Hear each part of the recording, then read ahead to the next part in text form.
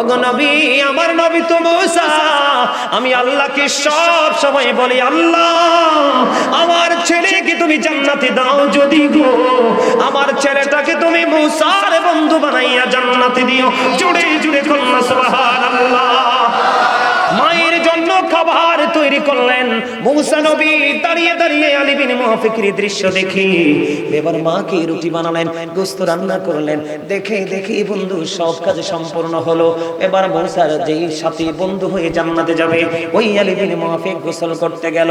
এবার বুড়িমার দিকে চাইয়া দেখে রে মা আল্লাহর দরবারে দুই হাত তুলে দোয়া করছে। মুসা কালিমুল্লাহ ডাক দিয়ে বললেন, ওগো বুড়িমা, বলেন না আপনি কে দোয়া করতেছেন? এবার ওই বুড়িমা প্রশ্ন করলো, কে গো আপনি? আপনাকে তো আমি চিনতে পারিনি। এবার ওই মুসা কালিমুল্লাহ ডাক দিয়ে বললেন, আমি গো তোমার নবী মুসা কালিমুল্লাহ। এবার বুড়িমা তো পাগল হয়ে গেল। আমার এই জীর্ণ শীর্ণ ভাঙ্গা কুটিরে মুসা কালিমুল্লাহ চলে আসলো। কেন গো, কেন গো? ও বুড়িমা, আমি কেন এসেছি সেটা আগে তুমি পড়ে জানো। তুমি বলো তুমি কি দোয়া করতেছো?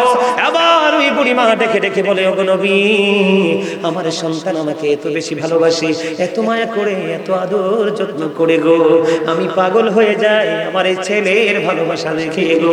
ওগো নবী, আমার নবী তো মুসা, আমি আল্লাহকে সব সময় বলি, আল্লাহ আমার ছেলেকে তুমি জান্নাতে দাও যদি গো, আমার ছেলেটাকে তুমি মুসার বন্ধু বানাইয়া জান্নাতে দিও। জুড়ে জুড়ে কন্যা সুবহানাল্লাহ। হায়রে কাহাইন্দা কাহাইন্দা হইছে রে নদী মা,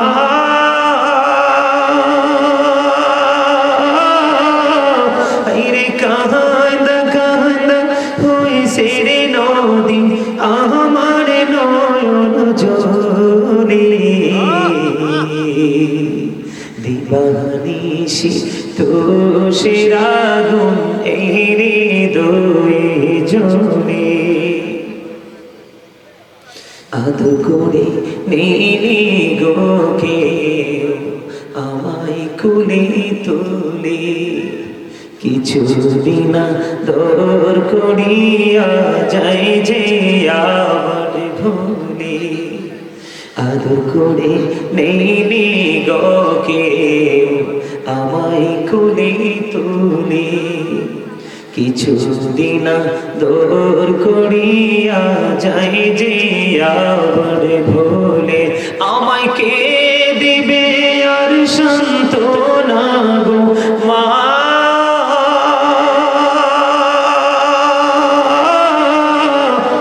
আমায় কে দিবে আর সান্ত্বনা গো, একটু আদর করে দিবানিশি তোষের আগুন এই হৃদয়ে জ্বলে। পাকে কষ্ট দে আমার নবীজি জানিয়ে দিয়েছে, ও পৃথিবীর আমার উম্মতেরা, বাবা মায়ের সন্তানেরা, তোমরা জেনে রাখো, যে সন্তানের উপর বাবা অবাধ্য, সেই সন্তানের প্রতি আবার আল্লাহ সেই সন্তানের অবাধ্য। জুড়ে জুড়ে কোন নাউযুবিল্লাহ। তার মানে বাবা যে সন্তানের প্রতি বিরক্ত, আমার আল্লাহ সেই সন্তানের প্রতি বিরক্ত।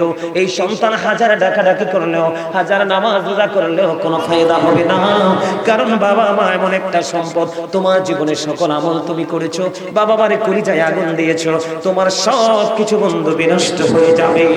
এবার আমার দিকে তাকান বন্ধু, মায়ের কথা নবীজি তিনবার বলেছে। মা, মায়ের চেহারার দিকে তাকায় যদি কোনো সন্তানের করুণা হয়, কোনো সন্তানের যদি মায়া লাগে রে, মায়ের চেহারাটার দিকে তাকায় যদি কোনো সন্তানের মনে আফসোস লাগে, আল্লাহ আল্লাহ গো, আমার মায়ের কি হলো গো, আমার মা তো আজকে সকালেও খাবার খেলো না, দুপুরেও খাবার খেলো না, সন্ধ্যা হয়ে গেল সন্ধ্যাও খাবার খেলো না, আমার মার কি হয়েছে গো আল্লাহ। মায়ের দিকে তাকায় তার খুব মায়া লাগছে। আমার নবীজি একটা ডাক দিয়ে বললেন, ও মায়ের পাগল সন্তান রে, তুমি তো মায়ের চেহারার দিকে তাকাইয়া তুমি অনুশোচনা করছো রে, ওই দিক দিয়ে তুমি চাইয়া দেখো, তোমার আমল নামায় একটা হজের সওয়াব ঢুকে গেছে। মায়ের দিকে মায়ের নজরে যদি বন্ধু, ও বন্ধু, মায়ের নজরে যদি একটাবার তাকাও, তোমার আমল নামায় হজের সওয়াব চলে আসবে। ও নবী, নবী গো, দৈনিক যদি 100 বার তাকাই তাহলে কি হবে? আমার নবীজি বললেন দৈনিক যদি 100 বার তাকাও তাহলে 100 হজের সওয়াব তোমার আমল নামায় ঢুকবে। চুরি চুরি বলুন না সুবহানাল্লাহ। বন্ধু, আমার নবীজি বলে দিয়েছেন, হাদিস শরীফের মধ্যে এসেছে, তিনবার একটা শব্দ ইউজ করেছেন, তিনবার। হুজুর কোন শব্দটা? আমার নবীজি বলেছেন হতভাগা সে, হতভাগা সে, হতভাগা সে। কে গো নবী সেই হতভাগা? আমার নবীজি একটা ডাক দিয়ে বললেন, বাবা মা দুজনকে পেল অথবা বাবা মা একজনকে পেল রে, তাদেরকে আদর করে যত্ন করে ভালোবেসে জান্নাতি হতে পারলো না, তার মতো হতভাগা সন্তান এই সৃষ্টি জগতে আর কেউ হতে পারে না। এই জন্য বলেছি বন্ধু, মা বাবার কলিজায় আগুন দিও না। ও বন্ধু, মা বাবার কলিজায় আগুন দিও না। মায়ের পাগল সন্তান, মা অসুস্থ, খেয়াল করেন কিতাব প্রমাণ করেছে, মা অসুস্থ, মায়ের পাগল সন্তান।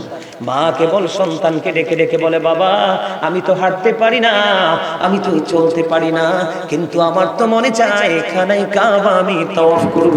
বন্ধু, তখন সন্তান কি করলেন? ওই মাজুর মাকে কাঁধে নিলেন, কাঁধে নিয়ে বছরের পর বছর, বছরের পর বছর মাকে বন্ধু কাঁধে করে খানায় কাবা তাওয়াফ করালেন। তাওয়াফ করানোর পরে সাদিকুত তাইয়ার নামক এক আবেদের সাথে তারা দেখা হলো।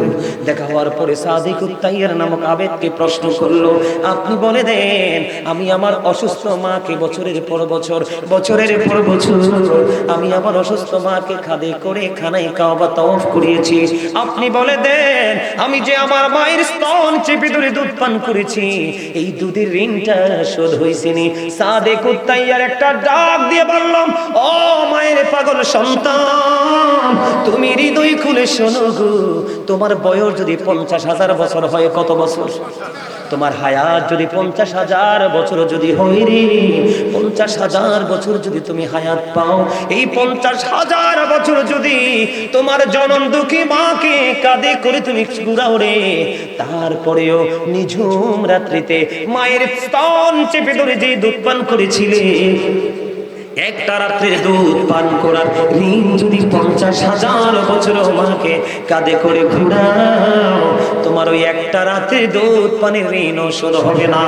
ওরে বিষ্ণুপুরের আমার যুবক, আমার ভাই, আমার বাবা, আমি আমার মা বোনদেরকে ডেকে ডেকে বলছি রে, হৃদয়ের জানালা খুলে তোমরা সবাই শোনো, নবীকে ভালোবাসা যেমনি আপনার আমার জন্য ফরজ, তেমনি মা বাবাকে ভালোবাসাও ফরজ। ও বন্ধু, নামাজ যেমনি ফরজ, মা বাবাকে ভালোবাসাও তেমনি ফরজ। মনে রাখবে, মা বাবাকে ভালোবাসা ফরজ রে, মা বাবার কলিজায় আগুন দেওয়া হারাম। তুমি যতবার হজ করো, যতবার তুমি মক্কা মদিনা জিয়ারত করো, সমস্ত পৃথিবীর সম্পদ যদি তুমি আল্লাহর সন্তুষ্টির জন্য কুরবানি করে দাও, কিন্তু মায়ের এই ভাঙ্গা ভাঙ্গা হাতে ছোট্ট একটা দরখাস্ত মালিকের কাছে করে দিবে রে, তোমার পুরো ফিউচার বন্ধ অন্ধকার হয়ে যাবে। এই জন্য বলছি রে বিষ্ণুপুরের মানুষ, মা বাবার কলিজায় আগুন দিও না, মা বাবাকে প্রাণের চাইতে বেশি তোমরা ভালোবাসো, তাহলেই তোমাদের জীবনটা ধন্য হয়ে যাবে। বন্ধু, আল্লাহর কাছে সবচেয়ে বড় পছন্দের কাজ হলো সময় মতো নামাজ পড়া। আল্লাহর কাছে সবচেয়ে বড় পছন্দের কাজ হলো মা বাবার সাথে প্রেমময় আচরণ করা। আল্লাহর কাছে সবচেয়ে বড় পছন্দের কাজ হলো দ্বীনের জন্য যুদ্ধ করা। তাহলে মা বাবাকে ভালোবাসার দরকার আছে না নাই? আপনারা ভালোবাসবেন কিনা? এখন আপনারা অনেকেই মনে মনে ভাবতে পারেন, বাস্তবতা যেটা, অনেকেই কিন্তু বাবা মা থাকতে বন্ধু গরিব ছিল, আজকে পয়সাওয়ালা হয়েছে, তার মনের গড়ে কলিজায় আগুন জ্বলে, মালিক দৌলত দিয়েছ এমন সময় গো বন্ধু, মাও নাই বাবাও নাই গো, মা বাবাকে কিছুই করতে পারিলাম না। এই ক্ষেত্রে আমার নবীজি বলে দিয়েছেন, প্রত্যেকটা জুমার দিনে তুমি বাবা মার জুমার নামাজ আদায় করে, প্রত্যেকটা জুমার দিনে তুমি বাবা মার কবর জিয়ারত করতে চলে যাও। আমার নবীজি বলেছেন, তোমাকে বাবা মার বাধ্য সন্তান হিসেবে আল্লাহ কবুল করে নেবে। ঝুড়ি ঝুড়ি করুন না সুবহানাল্লাহ।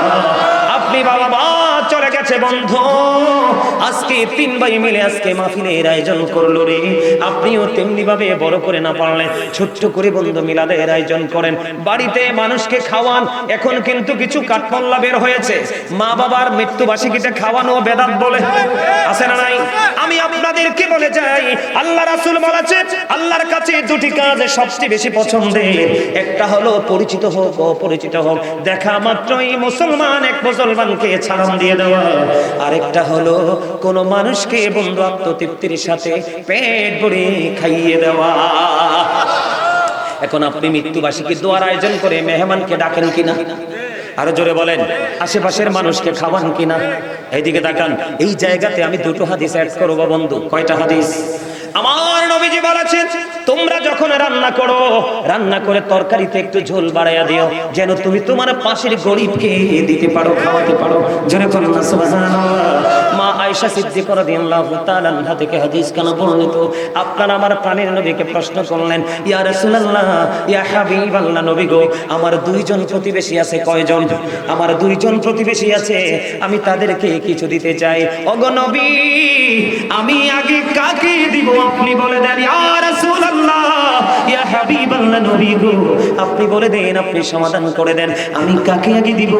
আমার নবীজি জানিয়ে দিয়েছেন, যার ঘর তোমার ঘরের খুব কাছে রে, তুমি তাকে আগে দাও, তাকে আগে খাও। জোরে জোরে সুবহানাল্লাহ, জোরে জোরে করুন না সুবহানাল্লাহ। বন্ধু, আমার নবীর আদর্শ যখন আপনার মধ্যে চলে আসবে, আল্লাহকে আপনি খুঁজতে হবে না, আল্লাহ অটোই বন্ধু আপনার হয়ে যাবে। বুখারী শরীফের মধ্যে এসেছে হাদিস খানা।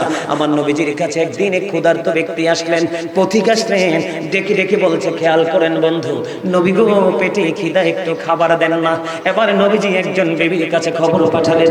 বিবি বললেন, আল্লাহি নবী গো, আল্লাহর কসম করে বলছি, গড়ে পানি ছাড়ার কিছু নাই গো নবী। এবার আমার নবী আরেকজন বিবির কাছে পাঠালেন, বিবি ঘরে কি আছে পাঠাও। ওই বিবি আবার আগের মতো খবর দিলেন, নবী গো, আমার ঘরে পানি ছাড়ার কিছু নাই। এবার আমার নবীজি বললেন, এবার উপস্থিত সাহাবায়ে কেরামদেরকে বলতে লাগলেন, খেয়াল করেন, মানুষকে খাওয়াইলে আমার আল্লাহ কত বেশি খুশি হয় বন্ধু। একটা বিবি খবর দিলেন পানি ছাড়া কিছু নাই, আরেকটা বিবি খবর দিলেন পানি ছাড়া কিছু নাই। এই ক্ষেত্রে আমার নবীজি উপস্থিত সাহাবায়ে কেরামকে ডেকে ডেকে বললেন, তোমাদের মধ্যে কে আছো, এই মেহমানকে আজকে মেহমানদারি করবা। এবারে এক আনসারী সাহাবী দাঁড়িয়ে বললেন, ইয়া রাসূলুল্লাহ, আমি তার মেহমানদারি করব। আমার নবীর শিক্ষা, আমার নবীর আদর্শটা কত প্রেমময়, দেখেন কত মধুর। এবার কি করলেন, ওই আনসারী সাহাবী মেহমান নিয়ে বাড়ি চলে গেলেন। বাড়ি গিয়ে বলতেছেন, বিবি, বিবি রে, ঘরে কোনো খাবার আসেনি রে বিবি। এবার বিবি একটা ডাক দিয়ে বললেন, নবী। এবার স্বামীকে বললেন, স্বামী গো, ঘরে অত বেশি কোনো খাবার নাই, আমাদের ছোট্ট একটা বাচ্চা আছে গো স্বামী, ওই ছোট্ট বাচ্চাটার জন্য একটুখানি খাবার বরাদ্দ আছে, একটুখানি খাবার আমার ঘরে বরাদ্দ করে রেখেছি, বাচ্চার খাবার খেয়াল করেন। এখনকার বউরা, এখনকার ছেলেরা বাচ্চাকে খাওয়ানোর জন্য মায়ের দুধ বন্ধ, মায়ের খাবার লুকায়। কথা বলেন না কেন? মা দেখে ফেলবে, বাবা দেখে ফেলবে, বাচ্চাকে লুকিয়ে লুকিয়ে খাওয়ায়। এটা তুমি আজকে তোমার মা বাবার সাথে যেমন করবে, তুমি তার চেয়ে বেশি লাঞ্ছিত হয়ে পৃথিবীতে থেকে যাবে, মনে রেখো বন্ধুরি আমার। এবার স্বামীকে বললেন, বিবি, স্বামী গো, বাচ্চাটার খাবার ছাড়া আর তো কিছু নাই গো। এবার স্বামী বিবিকে ডাক দিয়ে বললেন, বিবি, বিবি রে, আজকে আমার নবীর কাছ থেকে চেয়ে আমি মেহমান নিয়ে এসেছি রে বিবি। সন্ধ্যা যখন হবে, প্রদীপটা তুমি নিভাইয়া দিও, প্রদীপটা নিভাইয়া বাচ্চাটাকে কৌশল করে ঘুম পাড়াইয়া দিও। ওই বাচ্চার খাবার আজকে আমি মেহমানকে খাইয়ে দিব। জোরে বলেন না সুবহানাল্লাহ। এই প্রেমের ওয়াজ তো শুনবেন না, শুনবেন বেদাত বলে যারা আপনাকে দূরে সরাইতে পারে, বেদাত বলে আপনার আমলকে যারা ছোট করতে পারে, তাদের দিকে আস্তে আস্তে আপনার বাচ্চারা ঝুঁকছে। এটাই হলো কিয়ামতের আলামত।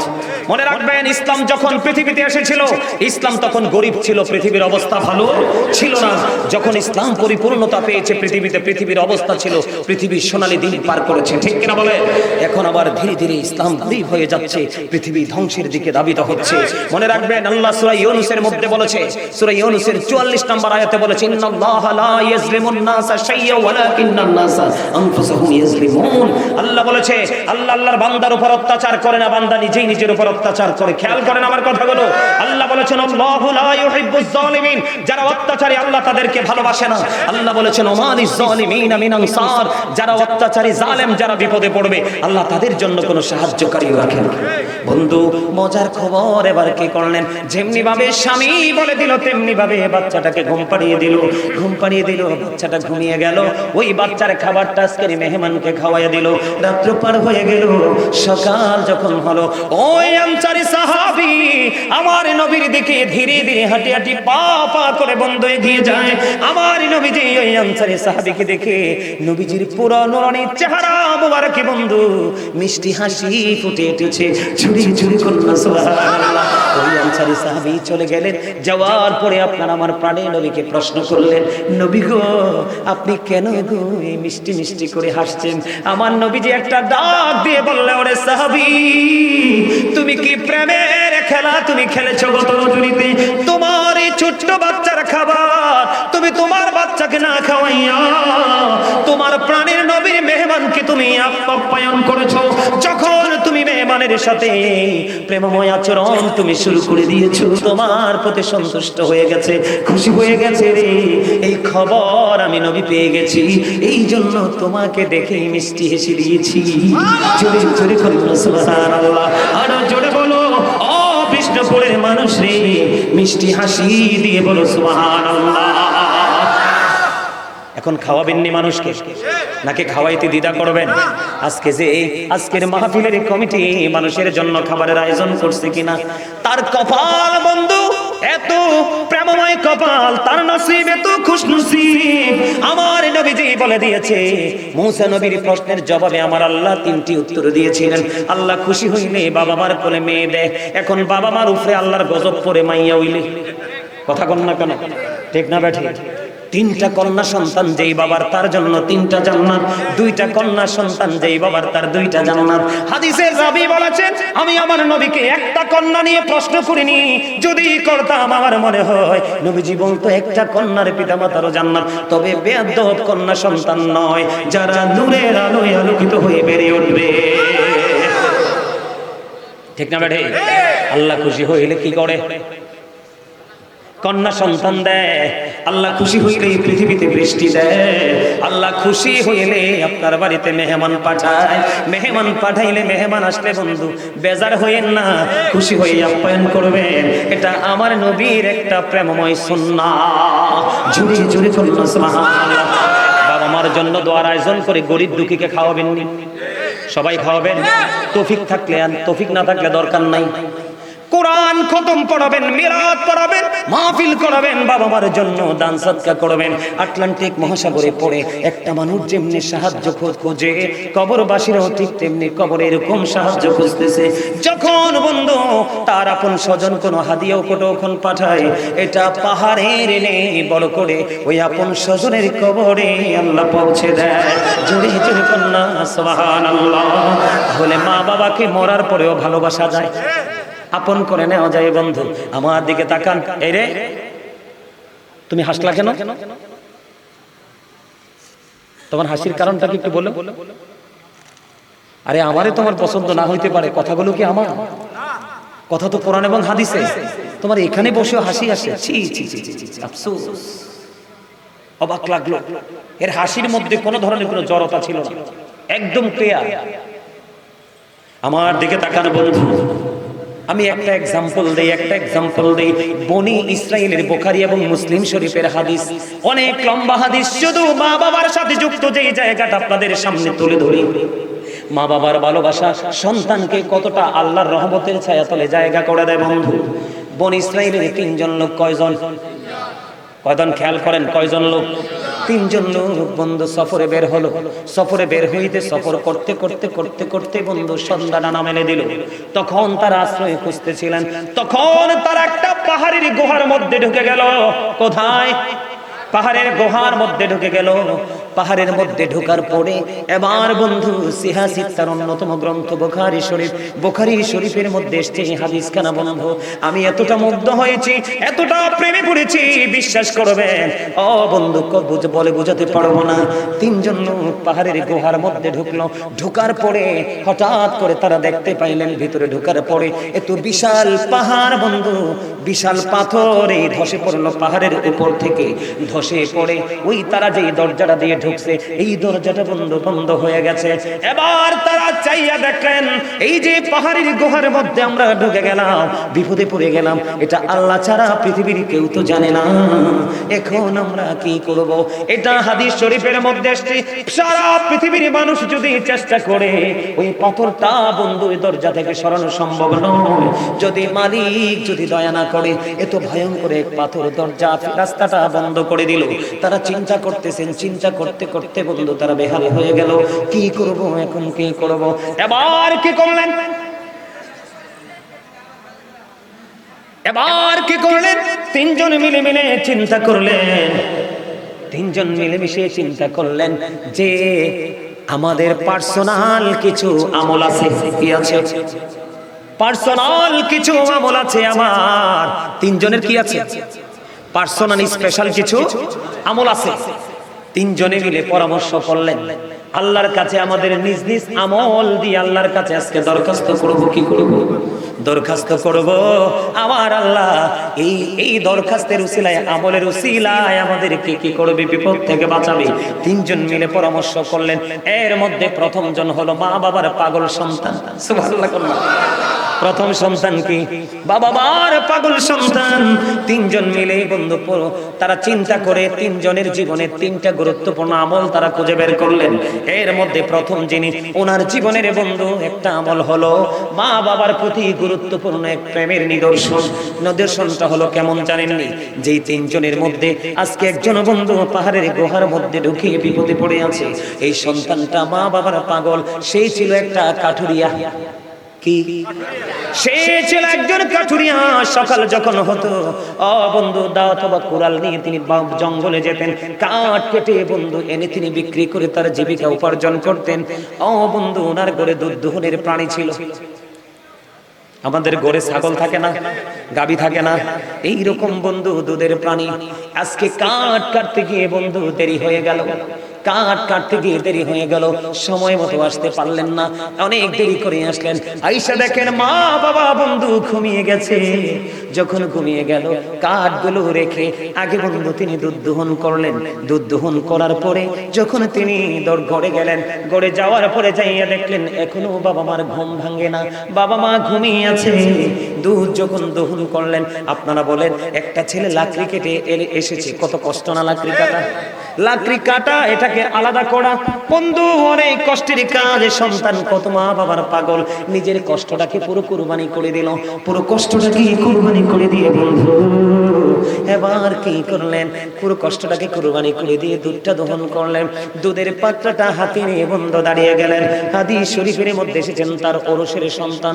সন্তান বাবাকে ডাকে, বাবা বাবা গো, দাদু দাদা ঘুমিয়ে আছে গো, আমাকে একটুখানি দুধ দাও না, আমি দুধ পান করব। কেমন সন্তান! ওই সন্তান একটা ডাক দিয়ে বলল, বাবা বাবা গো, যতক্ষণ পর্যন্ত আমি আমার মা এবং বাবাকে দুধ খাওয়াতে না পারবো আমি কাউকে পাতিল থেকে দুধ দিব না। জোরে জোরে বলুন সুবহানাল্লাহ।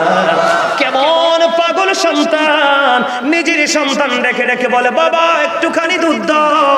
সন্তান দুধ দেয় না, না না না, আমি আগে আমার মাকে খাওয়াবো, আমি আগে আমার বাবাকে খাওয়াবো, তার আগে আমি তোমাকে দুধ দিব না। হাদিস শরীফের মধ্যে এসেছে বন্ধু, বাচ্চাটা দুধের জন্য কান্না করলো, বাবা দুধ দিল না। বন্ধু এমনি করে করে রাত্রিটা পোহায় গেল।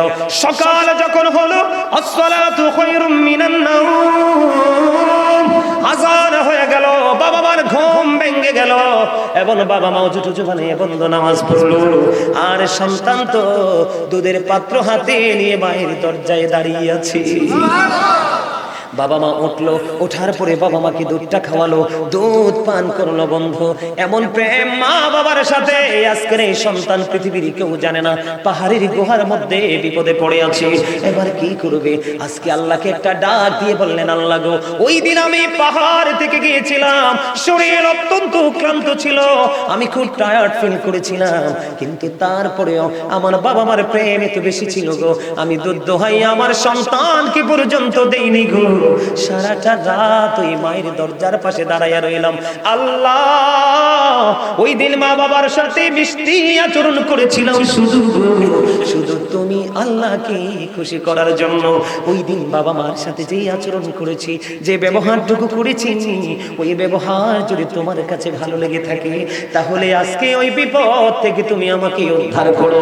ওয়াল্লাহি ওয়াল্লাহি, আল্লাহর কসম করে বলছি বন্ধু, এই হাদিসটা আমি কতবার পড়েছি এটা আমি সংখ্যা গণনা করে বলতে পারবো না। যতই দেখি, যতই পড়ি, ততই যেন প্রেমে পড়ে যাই। কত নিয়ামত আমার ঘরে, আমার আঙিনায় হাঁটাহাঁটি করে রে, আমরা এই নিয়ামতটুকু চিনতে পারি না। এটা কত বড় দুঃখজনক বন্ধু। আজকে সন্তান ওই পাহাড় থেকে দোয়া করতেছে, দোয়া করতে করতে করতে করতে এবার বন্ধু আল্লাহর কাছে যখন দোয়া করা শেষ হয়ে গেল, এবার চাইয়া দেখে রে, দরজা থেকে পাথরটা আল্লাহর কুদরতে একটু সরে গেছে। জোরে জোরে সুবহানাল্লাহ। বন্ধু, যদি ওই দুটো বলতে যায় অনেক সময় লাগবে রে। পরে যে দুইজন তাদের জীবন ওই দুইটা অত্যন্ত গুরুত্বপূর্ণ।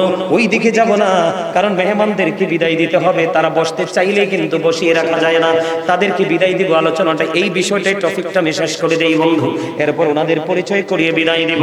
আমার দিকে তাকান, ঠিক আছে? আমার দিকে তাকান। ওয়াজ আপনাদের কাছে ভালো লাগে? ভালো লাগতেছে? আলহামদুলিল্লাহ বলেন। দেখছেন ওনারাও প্রেমে পড়ে গেছে। বাবা মার প্রেম এত মধুর। আরে তারা না থাকলে তো আপনাকে আমাকে কিচ্ছু দিয়ে না যায়। এই যে আপনার আমার এই দেহটা, এটা কিন্তু তারা কি করে দিয়ে গেছে। অসুখ হইলে মা ওষুধ খায় নাই, সন্তান অসুখ হইলে আগে তারে খাওয়াইছে। কথা কর না কেন? গরিবের ঘর আছে না, পেটের খিদায় মা পেটে পাথর বেঁধেছে, কিন্তু সন্তান কি উপাস? কত বড় লোকের দরজায় গিয়ে অপমানিত হয়েছে, লাঞ্ছিত হয়েছে, তারপরেও সন্তানের প্রতি বিরক্ত। ঠিক না? ঠিক রে, বাস্তব কথা কিনা বলেন? সেই মা বাবাকে কষ্ট দেওয়া যায়? আরো ওই দুইজন যখন বন্ধু তাদের নিজস্ব কর্মকে প্রেজেন্ট করে যখন আল্লাহর কাছে ওসিলা দিয়ে দোয়া চাইলেন, ওই পাথরটা একটু একটু করে সরে যায়, তারা বিপদ মুক্ত হয়ে যায়। জুড়ে জুড়ে কন্যা সুবহানাল্লাহ। এবার আসেন বন্ধু, আর দুইটো জায়গা আপনাদেরকে নিয়ে একটু বিচরণ করব, কারণ আমার আরো দুইটো বিষয় বাকি আছে, একটু একটু করে আলোচনা করব। বন্ধুরে আমার, মুসা নবী একদিন আল্লাহকে প্রশ্ন করলেন। মুসা কালিমুল্লাহর নাম আপনারা শুনেছেন তো? 1,24,000 নবী রাসূল আল্লাহ কি করেছেন? পাঠিয়েছেন। এর মধ্যে 8 জনকে আল্লাহ স্বর্গীয় উপাধি দিয়েছেন। এর মধ্যে একজন হলো মুসা কালিমুল্লাহ। মুসা স্পোক টু আল্লাহ, মুসা আল্লাহর সাথে কথা বলেছেন। মুসা এমন একজন আল্লাহর নবী। মুসা কালিমুল্লাহ একদিন আল্লাহ রাব্বুল আলামিনকে ডেকে বললেন, আল্লাহ, আমি মুসার সাথে জান্নাতে বন্ধু হয়ে কে যাবে গো? আমার আল্লাহ মুসা কালিমুল্লাহকে জানিয়ে দিলেন, তোমার সাথে জান্নাতে বন্ধু হয়ে যাবে আলী বিন মুআফিক। আল্লাহ গো, সে কোথায় গো? কয় বলকে চলে যাও। এবার মুসা নবী ওই খবর পেয়ে বলকে চলে গেলেন। বলকে যাইয়া দেখলেন আলী বিন মুআফিক বন্ধু এত বিশ্রী, এত কুশ্রী, এত কালো। মুসা কালিমুল্লাহ দেখে আশ্চর্য হয়ে গেলেন, এত বিশ্রী চেহারার মানুষ, এত কালো চেহারার মানুষ, কেমন করে আমি মুসার সাথে বন্ধু হয়ে জান্নাতে যাবে? আপনারা সবাই একটু সামনে আসেন না, ওই দেখেন তারা অনেকক্ষণ দাঁড়ায় রয়েছে কষ্ট করে। আমি আগে আপনাদেরকে বলছিলাম, এই তুমি আসো এখানে, বাবু আসো, তোমার সামনে খালি জায়গা, আসো ভাই, আপনারা দয়া করে সামনে আসেন। নবীজির সুন্নাত হলো আপনি বসবেন, আপনার সামনে আশেপাশে জায়গা থাকলে আপনার ভাইকেও বসতে দিবেন। সবাই আসেন, এই যে ভাইয়ের আপনারা সবাই আসেন না দয়া করে, এই যে ওই মানুষগুলো এই অনেকক্ষণ ধরে দাঁড়িয়ে আছে, সবাই আসেন। আসেন না সবাই? সবাই আসেন, সবাই আসেন। আরে ভাই, ওনাদেরকে বসতে দেন না, আসেন সবাই আসেন। আরো জোরে বসেন। ইয়া রাসূলুল্লাহ, ইয়া হাবিবাল্লাহ, ইয়া রাসূলুল্লাহ, ইয়া হাবিবাল্লাহ, আমার মুক্তির নিদান কালে আসিও নবী গো, আমার শিয়রে দেখিব আপনাকে আপন নজরে। ইয়া রাসূলুল্লাহ, ইয়া হাবিবাল্লাহ ইয়া রাসূলুল্লাহ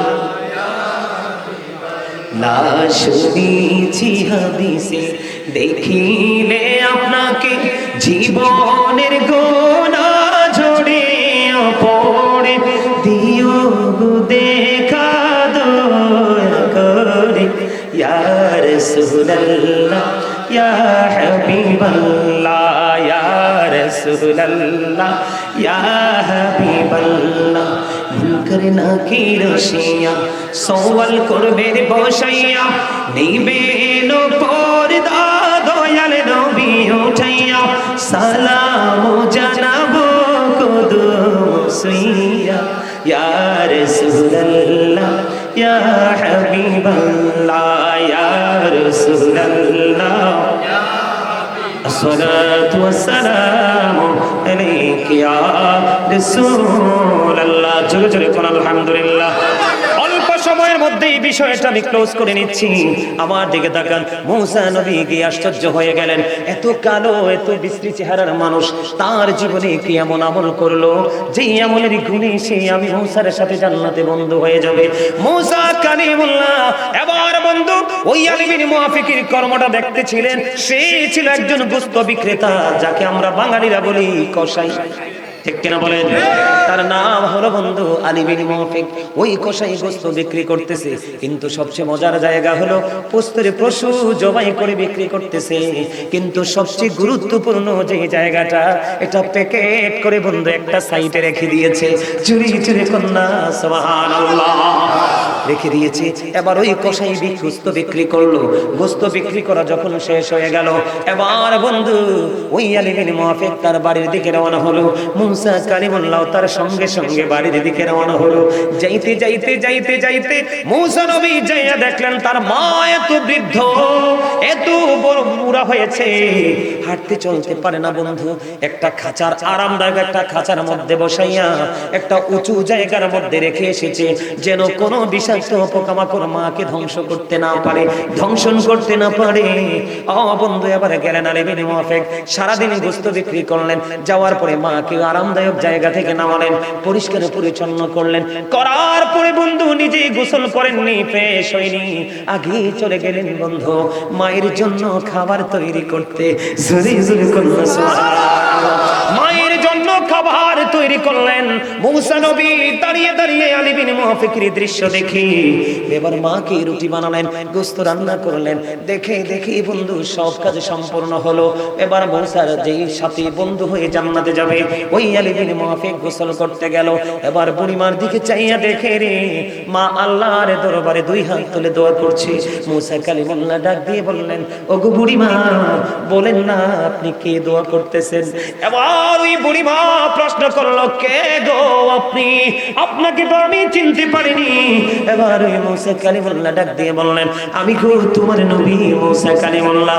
এবার বুড়িমা তো পাগল হয়ে গেল। আমার এই জীর্ণ শীর্ণ ভাঙ্গা কুটিরে মুসা কালিমুল্লাহ চলে আসলো। কেন গো কেন গো? বুড়িমা আমি কেন এসেছি সেটা আগে তুমি পড়ে জানো, তুমি বলো তুমি কি দোয়া করতেছো? এবার ওই বুড়িমা দেখে দেখে বলে, ওগো নবী আমার সন্তান আমাকে এত বেশি ভালোবাসে, এত মায়া করে, এত আদর যত্ন করে গো, আমি পাগল হয়ে যাই আমার এই ছেলের ভালোবাসা দেখে গো।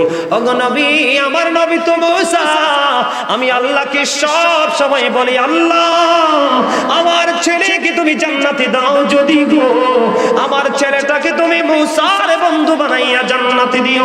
জুড়ে জুড়ে কন্যা সুবহানাল্লাহ। মুসা নবী ডেকে বলে, বুড়িমা তোমার দোয়া আমার আল্লাহ কবুল করে নিয়েছি। আমি আল্লাহর কাছে জানতে চেয়েছি আমার সাথে কে রে জান্নাতে বন্ধ হয়ে যাবে। আমার আল্লাহ জানিয়ে দিয়েছে তোমার সন্তান আলী বিন মুআফিক। জুড়ে জুড়ে কন্যা সুবহানাল্লাহ। ছোট্ট করে আর একটা হাদিসের একটা অংশ বন্ধু, ওটাও অনেক লম্বা হাদিস, ছোট্ট একটা অংশ বলে এই বিষয়টাকে শেষ করে দিব। মেহমানদেরকে বিদায় দেব, কারণ তারা অনেক ব্যস্ত মানুষ, বিজি মানুষ, বসায় রাখা সম্ভব হবে না, উচিত হবে না বন্ধু। তারপরও যতটুকু সময় দিয়েছে আমি আলহামদুলিল্লাহ বলবো। আলহামদুলিল্লাহ বলেন।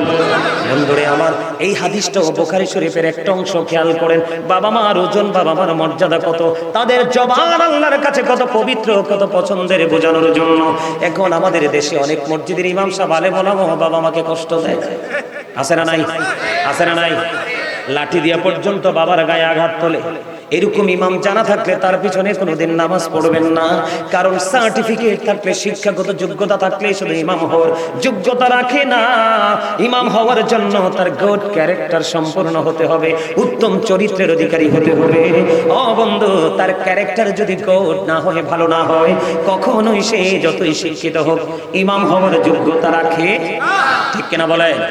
একটা বন্ধু হাদিসের একটা অংশ, একজন আল্লাহওয়ালা পাগল যুবক ছিলেন, যার নাম ছিল হাদিস শরীফের মধ্যে এসেছে, যার নাম হলো হযরত জুরাইজ। বুখারীতে এসেছে, হাদিসখানা খেয়াল করেন, অত্যন্ত গভীরভাবে খেয়াল করেন। এই ঘটনা বলে হাদিসটুকু অংশটুকু বলে শেষ করে দেব। বন্ধুরে আমার, আমরা যেমন আজকে একত্রিত হয়েছি, মসজিদে জামাত পড়তে একত্রিত হই, ওই হযরত জুরাইজ কিন্তু এমন মানুষ ছিলেন না। উনি একজন সাধক টাইপের লোক ছিলেন। উনি একা একা আমল করতে বন্ধু মজা পাইতো। তখন তিনি লোকালয় থেকে অনেক দূরে তিনি একটা হুজরা বানালেন। কি বানালেন? লোকালয় থেকে তিনি একটা হুজরা বানালেন। বন্ধু, লোকালয় থেকে তিনি একটা হুজরা বানালেন। এদিক তাকান, হুজরা বানাইয়া, হুজরাটা বানাইছে হাদিস শরীফের মধ্যে আসছে মাটি দিয়ে। কি দিয়ে? মাটি দিয়ে তিনি হুজরাটা বানালেন। হুজরাটা মাটি দিয়ে বানাইয়া, হুজরাটা মাটি দিয়ে বানাইয়া, ও বন্ধু, এটার মধ্যে তিনি সব সময় আমলে নিয়োজিত থাকে। আমরা তো টাইম টু টাইম করি, ঠিক কিনা? কিন্তু ওই জুরাইজ টাইম টু টাইম নয়, অলওয়েজ আল্লাহর জন্য আল্লাহর দরবারে তিনি প্রার্থনা করতেছেন। বন্ধু, কন্টিনিউয়াসলি তিনি প্রে করতেছেন হুজরায় বসে বসে। একদিন তিনি নামাজরত অবস্থায়, গভীর খেয়াল, অত্যন্ত সেন্সিটিভ একটা বিষয় বন্ধু, গভীর তিনি নামাজ পড়ে। নামাজের মতো বড় আমল আর কিছু আসেনি। এটা আপনি ফরজ বলেন, ওয়াজিব বলেন, সুন্নাত বলেন, নফল বলেন, নামাজের মাধ্যমে আল্লাহর কদমে আমরা কপাল লাগাই, এটার চেয়ে বড় জিকির আর কিছু হতে পারে না। জুরাইজ হুজরার মধ্যে নামাজরত অবস্থায়, এমন অবস্থায় বন্ধু, এমন নামাজরত অবস্থায় তিনি হুজরার মধ্যে, এমন সময় ওই জুরাইজের মা বাইরে থেকে ডাকে, মা, বাবা, বাবা জুরাইজ, আমি তোমার সাথে দেখা করতে এসেছি, আমি তোমার মা। জুরাইজ তো নামাজের নিয়ত বেঁধেছে। খেয়াল করেন, জুরাইজ নামাজে দাঁড়িয়ে দাঁড়িয়ে চিন্তা করে। জুরাইজ নামাজে দাঁড়িয়ে দাঁড়িয়ে চিন্তা করে, আল্লাহ, আমি কি নামাজ চালিয়ে যাব নাকি আমার মায়ের ডাকে সাড়া দিব? সর্বশেষে জুরাইজ চিন্তা করলেন, না না না, আমি আমার মায়ের ডাকে সাড়া দিব না, নামাজটাকে শেষ করে নিই। খেয়াল করেন, তিনি নামাজটা শেষ করে নিলেন। নামাজ শেষ করার পরে হুজরার বাইরে এসে দেখে মা নাই, মা চলে গেছে। জুরাইজ আর কিছু বললেন না, আবার তিনি হুজরার মধ্যে অবস্থান শুরু করলেন। হুজরার মধ্যে অবস্থান করতে করতে করতে করতে বন্ধু, আবার একদিন চলে গেল, রাত চলে গেল। পরের দিন আবার জুরাইজ এই হুজরার মধ্যে নামাজরত অবস্থায়, এমন সময় আবার পরের দিন মা আসলো। মা এসে ডেকে, বাবা, বাবা গো, ও বাবা জুরাইজ, তুমি কোথায় গো? আমি মা এসেছি, তোমাকে দেখবো। এবার বন্ধু, জুরাইজ আজকেও গত দিনের মতো নামাজ চালিয়ে গেল, কিন্তু কি করে না, মায়ের সাথে দেখা করলো না। মনে মনে চিন্তা করে, যেহেতু নামাজের নিয়তটা বেঁধে ফেলেছি, নামাজ শেষ করি, আমি আমার মায়ের সাথে দেখা করব। 2 দিন চলে গেল বন্ধু, একদিন 2 দিন চলে গেল। তৃতীয় দিন আবার বন্ধু আসলেন ওই জুরাইজ, জুরাইজের মা। আজকেও জুরাইজ নামাজরত অবস্থায়, কি নিয়তির কি পরিণতি দেখেন, নিয়তির কি খেলা। আজকেও জুরাইজ নামাজরত অবস্থায়, মা ডাকে বারবার জুরাইজ। আজকেও চিন্তা করলো নামাজ শেষ করে এসে মায়ের সাথে দেখা করব, কিন্তু আজকে নামাজ শেষ করলো। নামাজ শেষ করে বাইরে এসে দেখে আজকেও মা নাই, আজকেও মা নাই। মা একদিন, 2 দিন, 3 দিন করে করে আসলো। 3 দিন বন্ধু এমন করে করে এসে 3 দিন যখন ছেলের সাথে দেখা হলো না, এবার যাওয়ার সময় বলে গেল, আল্লাহ, 1 দিন নয়, 2 দিন নয়, 3 দিন আমি আমার ছেলের সাথে দেখা করতে এসেছি, ওই ছেলেটার সাথে আমার দেখা হলো না, আমি কষ্ট পেয়েছি। কিন্তু ছেলে তো নামাজ পড়ে। খেয়াল করেন, ছেলে কি করে? 3 দিন আসলাম, ছেলেটা দেখা দিল না। তুমি আমার ওই ছেলেটাকে বেশ্যা মহিলার মুখ না দেখাইয়া মরণ দিও না। জোরে জোরে কন্যা নাউজুবিল্লাহ। মা কি দিল? অভিশাপ দিয়ে দিল। আসলে তো সন্তান মাকে বকাঝকা করে না, বুখারী শরীফের হাদিস, সন্দেহ করার কোনো সুযোগ নাই। এবার বন্ধু কি করলেন, মা অভিশাপ দিয়ে চলে গেলেন, বেশ্যা মহিলার মুখটা দেখাইয়া তারে মরণ দিও না। বন্ধু ওই তৎকালীন সময়ে জরিজের জামানায় ওই এলাকায় বেশ্যা মহিলা বাস করত, যার কাজই ছিল বেগানা পুরুষের সাথে ফিজিক্যাল মেলামেশা। নাউজুবিল্লাহ। বন্ধুরে আমার, ওই যখন মা অভিশাপ দিল, হাদিস শরীফের মধ্যে এসেছে ওই বেশ্যা মহিলার গর্ভে একটা সন্তান ছিল, বেশ্যা মহিলার পেটে বাচ্চা ছিল। বাচ্চাটা ধীরে ধীরে বন্ধু প্রসব করলো। প্রসব হওয়ার পরে মানুষ তাকে প্রশ্ন করলো, এই বাচ্চাটা তুমি কোথায় পেয়েছো? এবার ওই বেশ্যা মহিলা এতদিন বন্ধু আল্লাহওয়ালা জুরিসকে নিয়ে তার কোনো ইন্টারেস্ট নাই, কিন্তু মা অভিশাপ দিতে দেরি। এবার ওই বেশ্যা মহিলা বলতেছেন, ওই বাচ্চাটা এনেছি আমি জুরিস থেকে। জুড়ে বলনা নাউজুবিল্লাহ। আসলে তো সরল মনা জুরিস কিছুই জানে। অভিশাপ কোনটা কাজে লাগছে? মায়ের অভিশাপ, ঠিক কিনা বলেন? বন্ধুরে আমার, এবার দেখবেন চোর যদি চুরি করে কেউ কিছু বলে না, কিন্তু মসজিদের ইমাম সাহেব যদি পান থেকে চুন খসে, দেখবেন তার পিঠের চামড়া থাকে না, চাকরি থাকে না, ঠিক কিনা বলেন? এটা বাস্তব কথা না? বন্ধুরে আমার, এবার তৎকালীন সময়ে যখন মানুষ শুনলো জুরি জয়ী বেশ্যা মহিলার সাথে অবৈধ কাজ করেছে, ওই বেশ্যা মহিলার মাঝ পেটে সন্তান এসেছে, এবার কিছু উগ্রবাদী প্রত্যেকটা মহল্লায় আছে না নাই? যেটা করা দরকার নাই সেটাও করে, যেটা করার দরকার আছে সেটা করে না, আছে না নাই?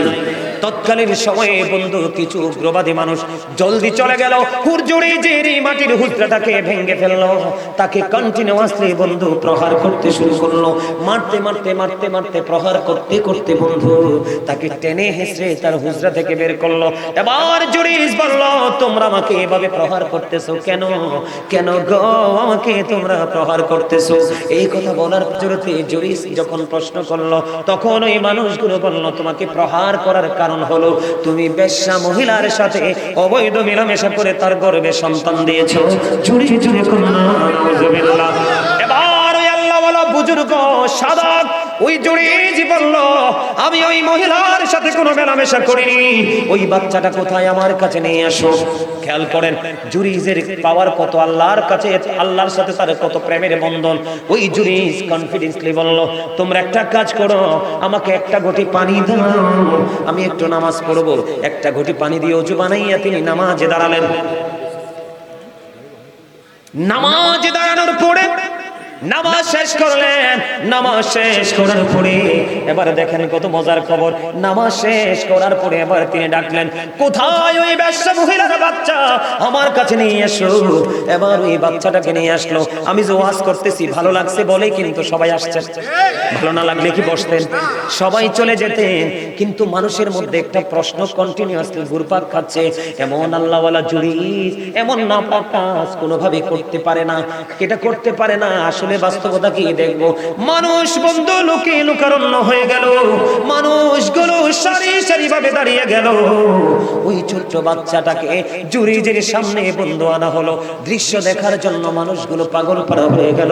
ওই ছোট্ট বাচ্চাটার পেটটার উপর জুরিজের ওই বরকতময় হাত রেখে ওই বাচ্চাটাকে ডাক দিয়ে বললেন, মাত্র এই কয়েকদিন হয়েছে বন্ধু বাচ্চাটা হয়েছে, একেবারেই ছোট্ট শিশু, কথা বলা তো একেবারে ইম্পসিবল, ঠিক কিনা বলেন? এখন বাচ্চাটার পেটটার উপর হাতটা রাখতে দেরি, পেটটার উপর বন্ধু হাতটা রাখতে দেরি রে। ও বন্ধু বাচ্চাটাকে হাতটা রেখে বলল, বাবু বলো না তোমার বাবা কে? ওই ছোট্ট বাচ্চা একটা ডাক দিয়ে বলল, ওই রাখাল আমার বাবা। আওয়াজ তোলে বলেন না সুবহানাল্লাহ। কেমনে গেলা পাখি দিয়ে মাগো আমায় ফেরে দিবানিশি তুষের আগুন এরি দুয়ে জলে।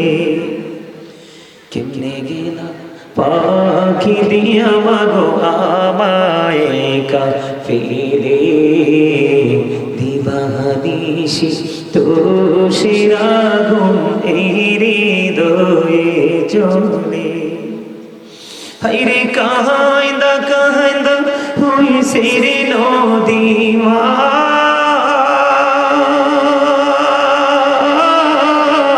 হাইরে কাহাইন্দা কাহাইন্দা হইছে রে নদী আমার নয়ন জলে। দিবানিশি তুষের আগুন এই রে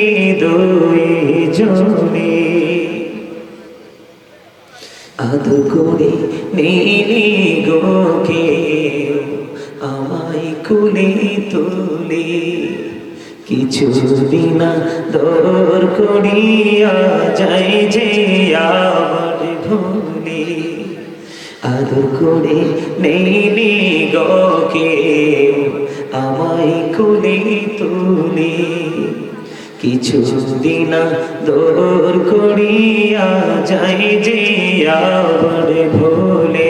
আমায় কে দিবে আর সান্ত্বনা গো মা,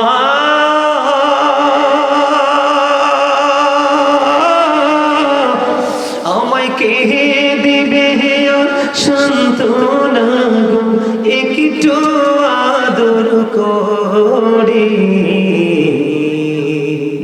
দিবানিশি তুষের আগুন এই হৃদয়ে জ্বলে, সংবেদনা হইলা গো যাইতাম মায়ের আদর পেলে, সেই মায়া আমায় ছেড়ে গেছে চিরদিনের তরে, বলে সংবেদনা হইলা গো যাইতাম মায়ের আদর পেলে, সেই মায়া আমায় ছেড়ে গেছে চিরদিনের তরে, আমায় নাম দড়িয়া ডাক দিয়া রে মা,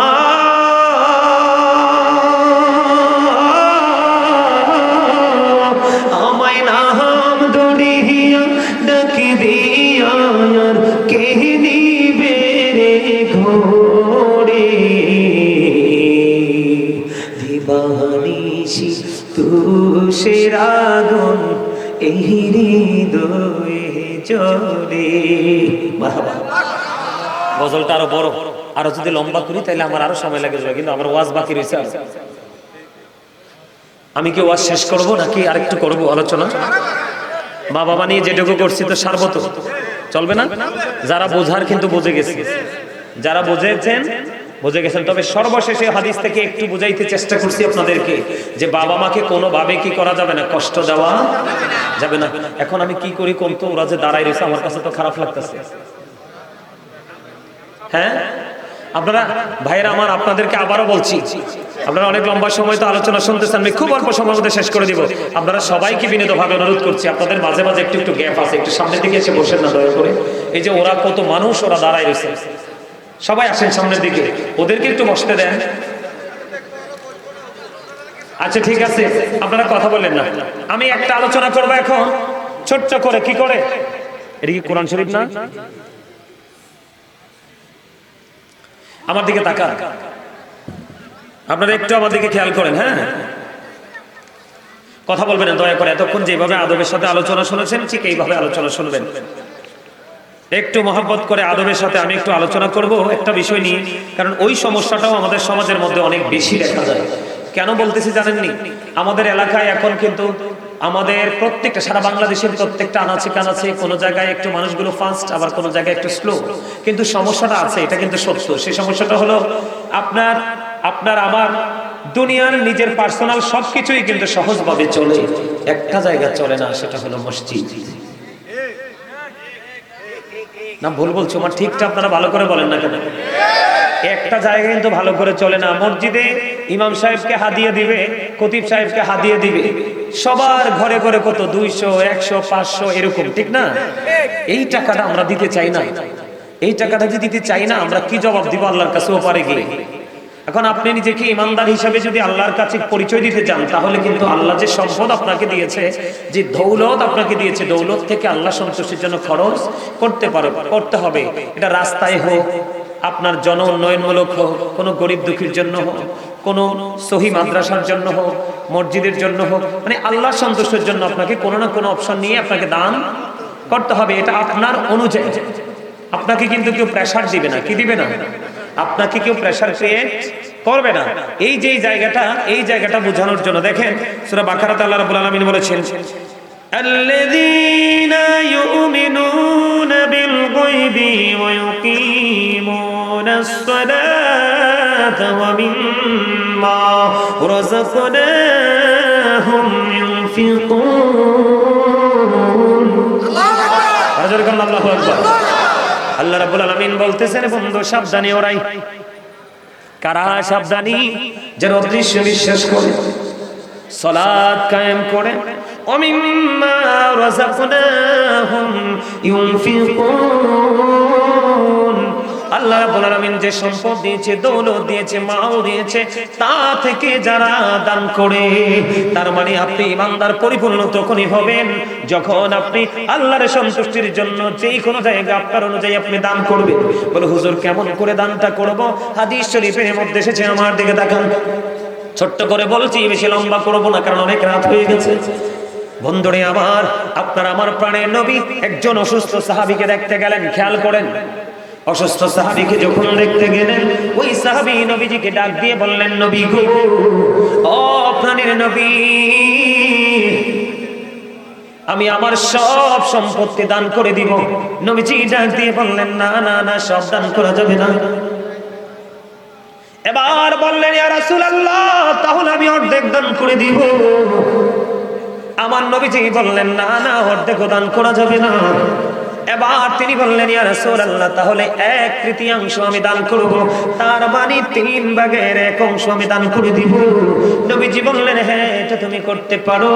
এবার আপনার মনের মধ্যে প্রশ্ন আসতে পারে, বলে হুজুর, সবগুলোর ক্ষেত্রে নবীজি না করলেন, অর্ধেক খরচ করার ক্ষেত্রে নবীজি না করলেন, 1/3 বেলায় নবীজি কি করলেন? রাজি হলেন। তার মানেটা কি? তার মানে হলো, আপনি সব যদি দান করে চলে যান, আপনার পরবর্তী জেনারেশন ভিক্ষুক হয়ে যাবে, মিসকিন হয়ে যাবে, অন্যথায় ফকির হয়ে যাবে।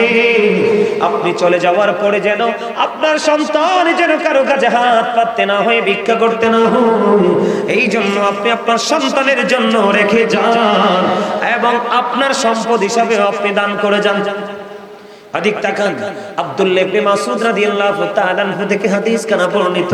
আপনার আমার প্রাণের নবী, দু জাহানের বাদশা নবী সাহাবায়ে কেরামদেরকে প্রশ্ন করলেন, তোমাদের মধ্যে এমন কি কেউ আছো যে নিজের সম্পদের চাইতে অন্যের সম্পদ, ওয়ারিসের সম্পদ পছন্দ করো? এখন সাহাবায়ে কেরাম বললেন, ইয়া রাসূলুল্লাহ, ইয়া হাবিবাল্লাহ, নবী গো, না না না, আমাদের মধ্যে এমন কেউ নাই যে নিজের সম্পদের চাইতে ওয়ারিসের সম্পদ বেশি পছন্দ করে।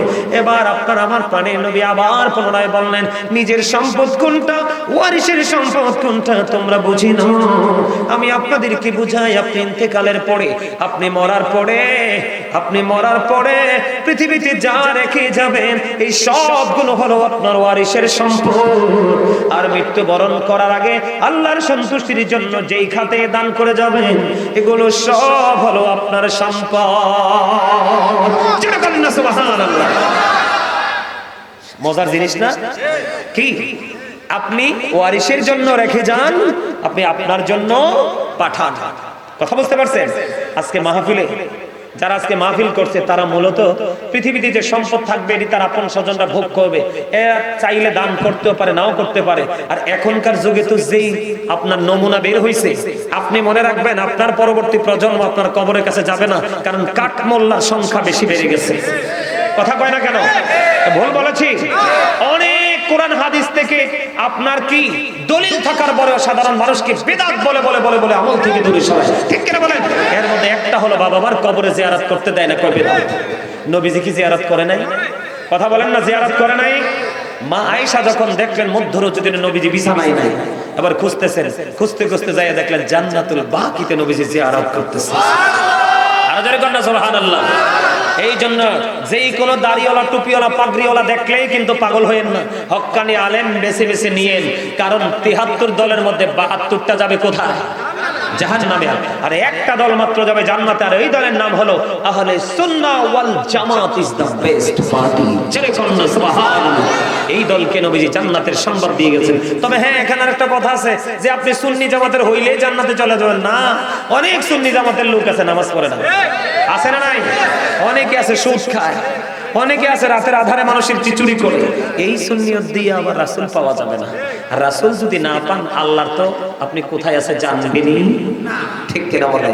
বুঝে নিতে হইব, ঈমান আমল দুটোকে রাখতে হবে, তার সাথে সমন্বয় করে রাখতে হবে তাকওয়া। বুঝতে পারছেন? আমার নবীজি বলে দিয়েছেন বন্ধু, তাহলে আপনি নিজের জন্য পাঠাবেন, ও সন্তানের জন্য আপনার জন্য রেখে যাবেন। শিক্ষাকার এখন আমরা দেখেন কত ভুল পথে আছি। নবীজি বলে দিয়েছেন পৃথিবীতে তোমরা দুই শ্রেণীর মানুষের সাথে তোমরা কম্পিটিশন করো। কয় শ্রেণীর মানুষ? দুই শ্রেণীর মানুষ। একটা হলো সুশিক্ষায় শিক্ষিত, যে তার শিক্ষার আলো দিয়ে সমাজ থেকে জাতির কাছ থেকে অন্ধকার দূর করে দেয়।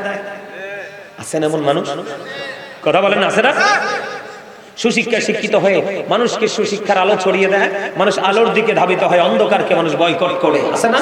নবীজি বলেছেন ওই সমস্ত মানুষের সাথে তোমরা কম্পিটিশন করো। বলো হুজুর দুই নাম্বারটা কি গো?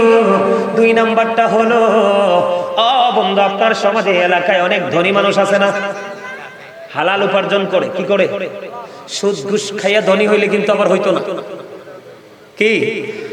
সুদ ঘুষ খাইয়া ধনী হইলে আবার হবে না, কারণ লা তুকবালু সালাতুন বিগাইরি তুহুর ওয়ালা সাদাকাতুম মিন কদর।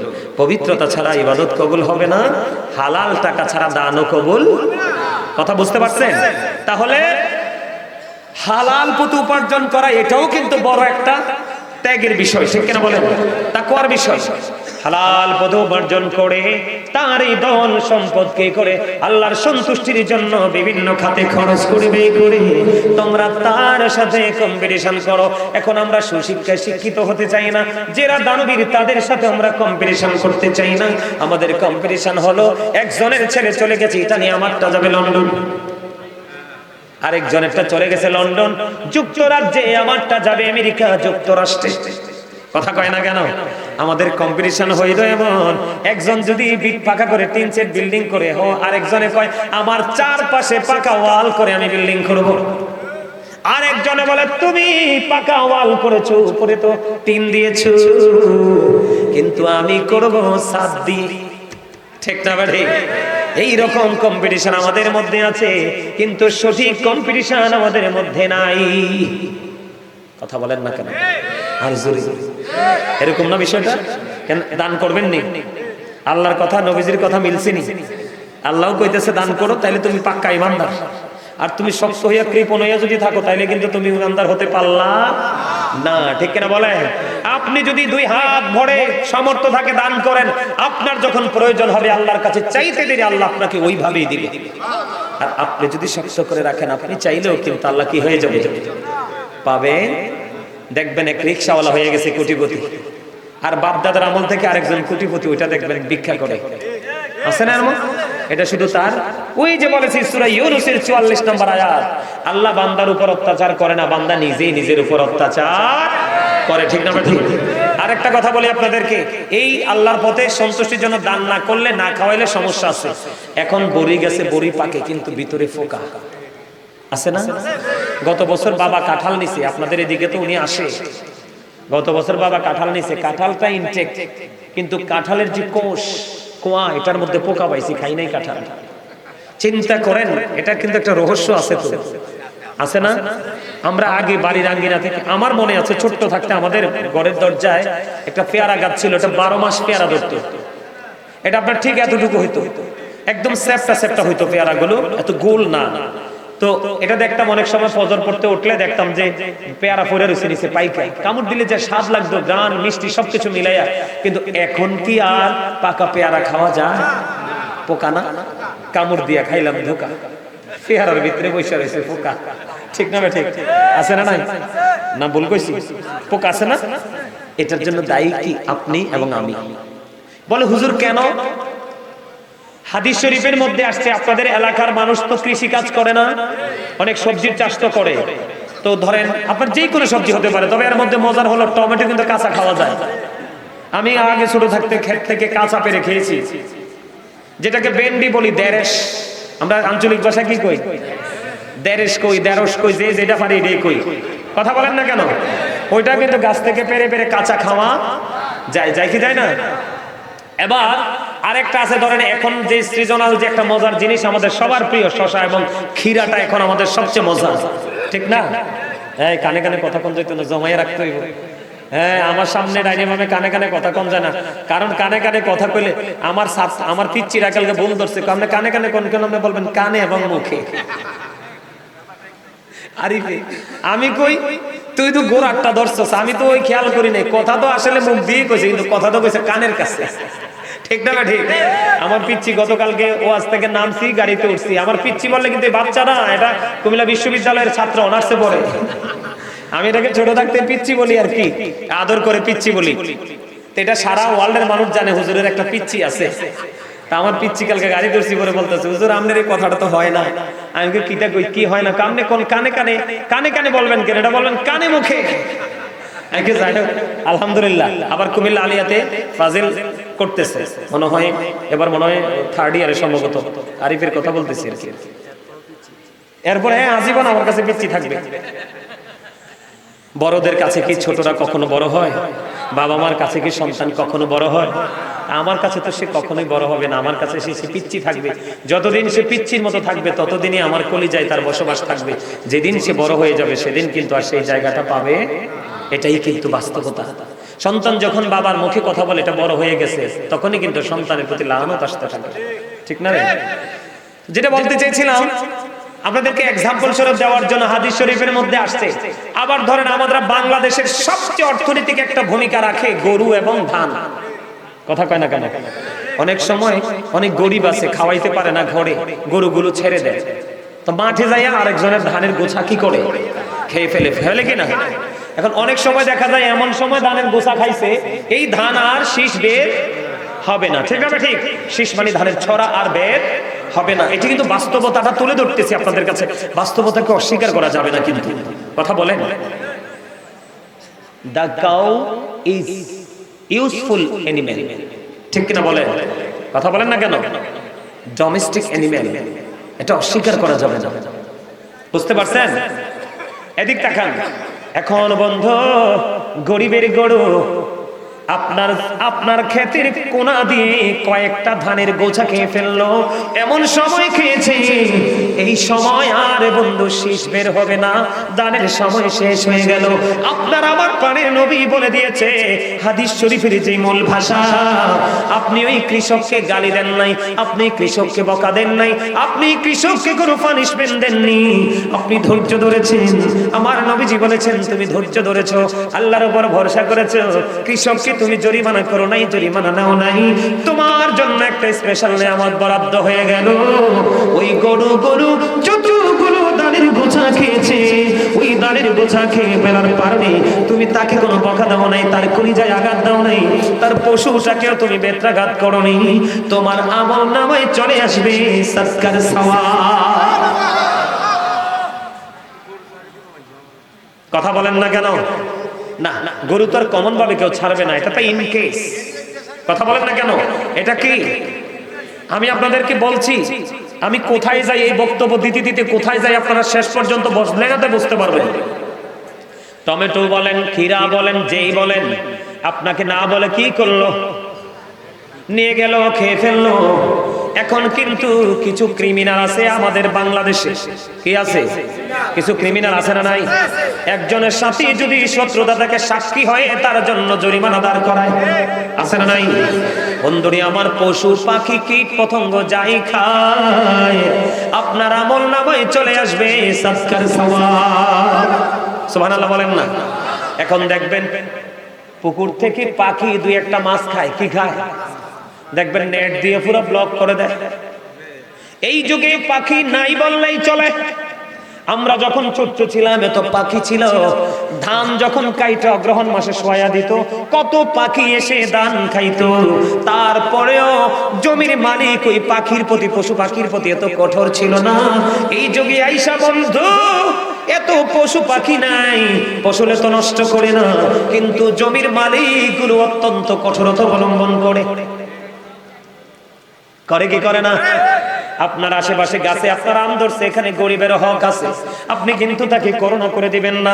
মাঠে আপনার ধান হয়েছে ভালো, ওই ফসলের ওসর আপনাকে আদায় করতে হবে। কি করতে হবে? গরিবকেও দিতে হবে। আপনি পেয়ারা গাছে বেড়া দিয়ে দিলেন, সব গাছে বেড়া দিয়ে দিলেন, বলে হুজুর বেড়া যদি না দেয় এখনকার মানুষ তো অসভ্য, সব খাইয়া ফেলায়। সেই ক্ষেত্রে আপনি শক্ত অবস্থানে যাবেন, কিন্তু বেড়া দিয়ে ফলটা যখন পেকে যাবে আপনি মানুষকে দিবেন, কি করবেন? দেবেন কিনা? এই না দেওয়ার কারণে, দান না করার কারণে বন্ধু আপনার সম্পত্তি কি হয়ে যাচ্ছে? কমে যাচ্ছে। যাকাত না দেওয়ার কারণে মিল ফ্যাক্টরি ইন্ডাস্ট্রিজ পড়ে ছাই হয়ে যাচ্ছে। মাছের চাষ করে আপনি ফিশারি থেকে কোটি কোটি টাকা আয় করছেন, কিন্তু সেটার সঠিক দান আপনি না করার কারণে করতে করতে হঠাৎ করে দেখবেন অটো গজব এসে পড়ে যাবে। যেমনি বন্ধু আমেরিকা লস অ্যাঞ্জেলেস পুরো শেষ হয়ে গেছে। কথা কন না কেন? আরো জোরে। ক্যালিফোর্নিয়া ধ্বংস হয়েছে কিনা? হচ্ছে কিনা? এটা তারা, এটার জন্য তারা দায়ী। বলে হুজুর এখানে কেন গেলেন? আমার দিকে তাকান। আপনি কাউকে দিবেন, পাখি খাইছে আলহামদুলিল্লাহ বলবেন। মানুষকে দিবেন কার জন্য? আল্লাহর সন্তুষ্টির জন্য। বুখারী শরীফের মধ্যে বন্ধু একটা হাদিস আসছে, আমার দিকে তাকান। একজন পথচারী, খেয়াল করেন, একজন পথচারী একটা পাহাড়ের উপর দিয়ে হেঁটে হেঁটে যায়। কি করে? কথা কয় না। পাহাড়ের উপর দিয়ে হেঁটে যায়, হঠাৎ করে তিনি আওয়াজ আসলেন আকাশ থেকে, গায়েব থেকে আওয়াজ আসলো, অমুকের জমিনে পানি দাও। খেয়াল করেন, কি? অমুকের জমিনে পানি দাও। তখন বন্ধু তিনি বললেন, তখন আমি দেখতে পাইলাম এই মেঘখণ্ড থেকে বৃষ্টি পৃথিবীতে শুরু হয়ে গেল। আওয়াজ আসতে দেরি বৃষ্টি হতে শুরু হলো, বৃষ্টি পড়তে দেরি হলো না। বৃষ্টির পানি পৃথিবীতে পড়ে একটা নালা দিয়ে বেয়ে বেয়ে নিচের দিকে চলে যায়। তখন ওই পথচারী বললেন, হাদিস শরীফের মধ্যে এসেছে, তিনি বললেন আমি কি করলাম, সামনের দিকে আর না যাইয়া পানিটার দিকে, নিচের দিকে, নালার সাথে সাথে আমি নিচের দিকে নামলাম। নামার পরে আমি চাইয়া দেখলাম ওই আল্লাহ যখন গায়েব থেকে আওয়াজ আসলো, কাক মজ্জিনী, মানে এটা আল্লাহর পক্ষ থেকে, মেঘ খণ্ডকে আকাশে কালো মেঘ ধরে না। আমরা কই হাস করছে, কি করছে? কি করছে? আমরা কই হাস করছে মেঘ ঘুরে, আসলে কিন্তু মেঘ আকাশে পৃথিবীতে যেটা সেটা বৃষ্টি, কালো মেঘ। আল্লাহ বৃষ্টি হয়ে তুই পৃথিবীতে যা। আওয়াজ পাইতে দেরি, আওয়াজ পাইতে দেরি রে। এবার বন্ধু ওই পথচারী সামনের দিকে না যেয়ে পানির সাথে সাথে নিচে নামলেন। নিচে নামার পরে চাইয়া দেখলেন পানিগুলো একটা গর্তের মধ্যে কি হয়? জমাট হইতেছে। আর একজন মানুষ, ওই যে আপনাদেরকে এতক্ষণ বিভিন্ন ভাবে বুঝাইলাম, এক্সাম্পল দিলাম, এই হাদিস শরীফটা বলে বুঝাবো এই জন্য বলেছি। এখন তিনি পানিগুলো উপর থেকে নিচে এসে জমাট বাঁধতেছে। ওই লোকটা কি করছে? একজন লোক বেলচা দিয়া পানি উঠাইয়া উঠাইয়া জমিনে দেয়। এবার ওই পথচারী ডেকে ডেকে বলছেন, আপনি কে? আপনার নাম কি? তখন তিনি বললেন, আমার নাম অমক। আমার পিচ্ছিটারে সাইয়া রাখেন, এটা ওই যে কালো ক্যাপ পরেছে ওই পিচ্ছিটা, তারে তখন দেখছি না, এই জন্য তারা দেখাইতে পারে না। এখন আইসে, এটা আমার পিচ্ছি, কালো ক্যাপটা আছে পরা, এইটাই কালকে কইছে আমার, হুজুর কথা কইবেন কানে মুখে, কানে কানে না। সুবহানাল্লাহ। আরে আরো জোরে কর না সুবহানাল্লাহ। এটা সুন্দর কথা তো, এটা তার বিবেক বিচক্ষণতার একটা বহিঃপ্রকাশ, ঠিক না ঠিক? এবার কি করলেন? তোমার নাম কি বলো? তিনি বললেন, আমার নাম অমুক। কই আপনার জীবনে, এই খেয়াল করেন, আপনার জীবনে কি এমন আমল করেছেন আপনি বলেন, যেই আমলের কারণে আল্লাহ ওয়ার্ডার আসতে দেরি, মেঘখণ্ড পৃথিবীর বুকে বৃষ্টি হয়ে আসতে দেরি করলো না? জুড়ে জুড়ে কন্যা সুবহানাল্লাহ। আপনার গাছের আম, আপনার বাগানের সবজি, আপনি যদি বন্ধু আল্লাহর সন্তুষ্টির জন্য কাউকে যদি দিতে পারেন, এই এটা বলে আমার পাগল, পাগল আমার কাছে দিবই। এই প্রেম বিফলে যাবে না। আপনাদের তো সুসন্তান, আমি আপনাদেরকে খুশি করার জন্য বলছি না, আপনারা সুসন্তান। কয়টা সন্তানের মাথায় এটা আসে যে বাবা মার জন্য এত বড় প্রোগ্রাম করবো? কি জামাল ভুল করছি? হ্যাঁ, এই আপনারা আমার কুমিল্লার মানুষ, আমার এই যে এখানে তারা অনেক দূর থেকে আসছে, তারা মিডিয়া পার্সন অনেক দূর থেকে আসছে, আমি নাম বলবো না কোন জায়গা থেকে আসছে, অনেক দূর থেকে আসছে, ওদের যাইতে অনেক সময় লাগবে। আপনাদেরকে দেখে আমার অন্তর ভরে গেছে, বুকটা গর্বে ভরে গেছে। কেন জানেন? আমি যখন বিভিন্ন জায়গায় যাই, আমি আমার কুমিল্লাকে নিয়ে কি করি? গর্ব করি। আজকে আবারও আমার কুমিল্লা প্রমাণিত হলো। কি বলো তোমরা? আমি অন্যান্য জায়গায় গেলে অনেক সময় দেখা যায় মাঠটা খালি, আলোচনা করতে করতে মাঠটা ফুরে যায়, কিন্তু আজকে আসার পরে দেখছি প্রায় 0.5% কি হয়েছে, ফিল আপ হয়েছে, কিছু সময়ের মধ্যে পুরে গেছে। এই কুমিল্লার ঐতিহ্য আমরা চিরজীবন ধরে রাখার চেষ্টা করব, ঠিক কিনা বলেন? আরে জোরে। দুর্গাপুরে ওয়াজ করছিলাম, গত 1 বছর আগে কল্পনা করতে পারবেন না কত বড় প্যান্ডেল। আমি স্টেজ থেকে শেষ পর্যন্ত দেখি নাই। আস্তে আস্তে একটা লোক ঘরে ছিল না। আলোচনা করছিলাম 3.5 ঘন্টার উপরে, ওদের ব্যাটারি পর্যন্ত বসে গেছে, আর কাজ করে না। এই দুর্গাপুর শাসনগাছার উপরে। আমার কুমিল্লার মানুষকে নিয়ে বিভিন্ন জেলায় গেলে আমি গর্ব করি, কারণ আমার কুমিল্লার মানুষ 100% ইন্টেলিজেন্ট। ঠিক কিনা বলো? আরে জোরে। এবার বন্ধু ওই পথচারীকে প্রশ্ন, ওই যে পানি বেলচা দিয়া জমিনে উঠাই রে, তাকে প্রশ্ন করলো, তুমি বন্ধু বলে দাও তোমার জীবনে কি এমন আমল করেছো যে আমলের কারণে ওয়ার্ডার আসতে দেরি আমি শুনেছি রে, মেঘখণ্ডটা পৃথিবীতে বৃষ্টি হয়ে আসতে দেরি হলো না। তোমার জীবনের গুরুত্বপূর্ণ আমলটা কি আমাকে বলো। কয় আমলটা কি তুমি জানতে চাও? কয় হ জানতে চাই। কয় জানতে চাইলে আমি বলি, তুমি শোনো, আমার এই মাটির মধ্যে যে ফসলটা জন্ম হয়, কে হয়? আমার এই মাঠের মধ্যে যে ফসলটা জন্ম হয়, ওই ফসলটা যখন পরিপূর্ণ পেকে যখন আমার হাতে চলে আসে, আমি সর্বপ্রথম এই ফসলটাকে আমি 3 ভাগ করে, কয় ভাগ? 3টা ভাগ করি। প্রথম ভাগ আমি আমার আল্লাহর সন্তুষ্টির জন্য খরচ করে দিই, আল্লাহর পথে ব্যয় করে দিই। দ্বিতীয় ভাগ আমি আগামীতে আবার বীজ বপন করার জন্য আমি জমা করে রাখি। আর শেষের ভাগটা আমি আমার ফ্যামিলি পরিবারের চাহিদা মেটানোর জন্য রাখি। এই জন্য তুমি চাইয়া দেখো আমার ফসলগুলো পানির অভাবে নষ্ট হয়ে যায়। এই জন্য আমার আল্লাহ মেঘখণ্ডকে ডেকে বলল, মেঘ তুমি বৃষ্টি হয়ে যাও, আমার পাগলের ফসলগুলো তুমি কি করো? বৃদ্ধি করে দাও। আপনি যতই কীটনাশক প্রয়োগ করেন না কেন, কিন্তু সেচ দিতে না পারলে ফসল উঠবে না। আমার আল্লাহ রহমতের পানি দিয়ে তার ফসল ফলাইয়া দিয়েছে। আর গত বছর আমরা কি দেখেছি? অগ্রহণ মাসে মানুষগুলো ধান কাইটা বন্ধ মাঠে শোয়া দিছে। ধানও শুকিয়ে যাবে, গবাদি পশু, গৃহপালিত পশু, গরুর খাবারও শুকিয়ে যাবে। কিন্তু সকালে ধান বেঁধে আনবে রে, সকাল বেলা যাইয়া দেখে রাতে তো প্রবল বৃষ্টি। আপনারা মনে আসেনি? হইছে না? একেবারে সব ফসল বন্ধ, পৌঁছে গেছে, পচে দুর্গন্ধ বের হয়েছে। আমার বরুড়ার দিকে একটা মাহফিল ছিল, রাস্তায় যখন ঢুকলাম, গাড়ির গ্লাস যখন নামালো, ও বন্ধু পচা পচা গন্ধ আসে। খুঁজতে লাগলাম আসলে কি, পরে চাইয়া দেখলাম রাস্তার পাশে কিছু করে ভাঙ্গা অন্তর নিয়ে, তার হৃদয়ে রক্তক্ষরণ হচ্ছে অন্তর নিয়ে।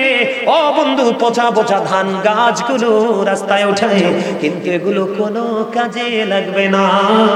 এই জায়গাটা বন্ধু কত ভয়ঙ্কর, কত কষ্টকর, কত হৃদয় বিদারক। তার কারণ হলো ভালো ফসল হওয়ার পরে বাঙালি আলহামদুলিল্লাহ বলে না। কথা কয় না কেন? কথা কন না কেন? ভালো বড় ফসল ফলার পরে আলহামদুলিল্লাহ বলে না। ঠিক না বেঠি? আল্লাহ এই জন্য রাগ হয়ে গেছে। ওই যে আমি আগে বলেছি, ও বন্ধু আপনাদের রেখে মাঠে যদি ফসল হয়, গরিব মানুষকে কিছু টমেটো দিয়ে দিবেন। তোমাদের বরুড়া থেকে কয়দিন আগে লোক আসবে, আগামী ইয়াবারে আসবে, এই কি জানি বলে, আগামী মঙ্গলবারে সকাল 11টায় সিটি, কুমিল্লা সিটিতে আসবে। আমার পাগল বক্ত, এর খেতে বলে লাউ হইছে, মিষ্টি কুমড়া হইছে, বাঁধাকপি হইছে, ফুলকপি হইছে, সোনালী ফসল উঠছে, আতপ চাল। মানে আমার জন্য না আনলে এর এগুলো কি হবে না, মানে শান্তি পাবে না। আজকে কয়দিন বিরক্ত করতেছে, আজকে বাধ্য হয়ে আজকে কইছি ঠিক আছে নিয়ে আসে। কি করবো?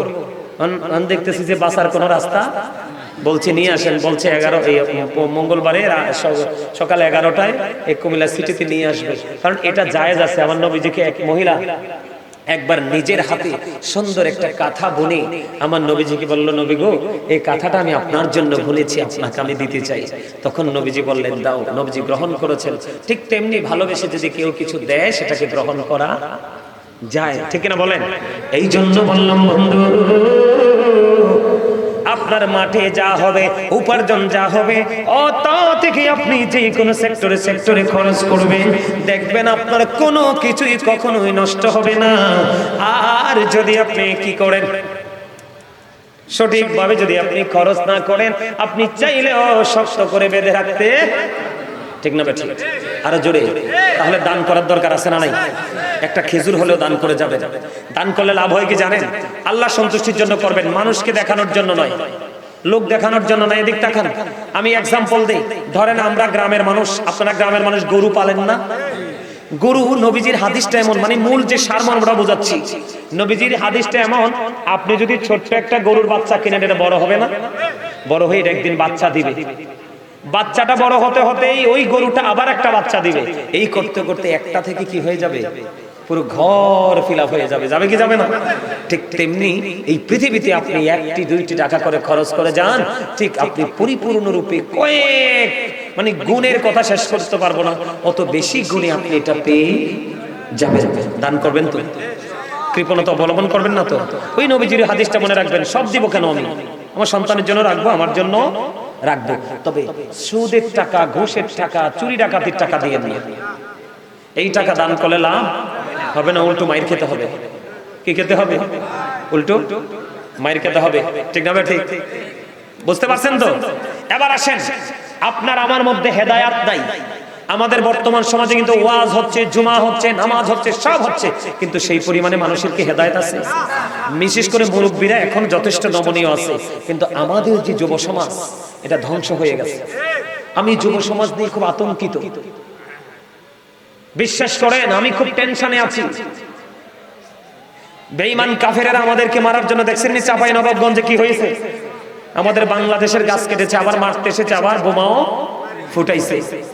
মনে রাখেন, ইসলামের সুশীত ছায়াতলে আপনি যতক্ষণ না আসবেন, ততক্ষণ আপনি শক্তিশালী নিজেকে পরিচয় দিতে পারবেন না। আপনি যখন শক্তিশালী হবেন, আপনি ইমানদার 2 জন হোক, কয়জন?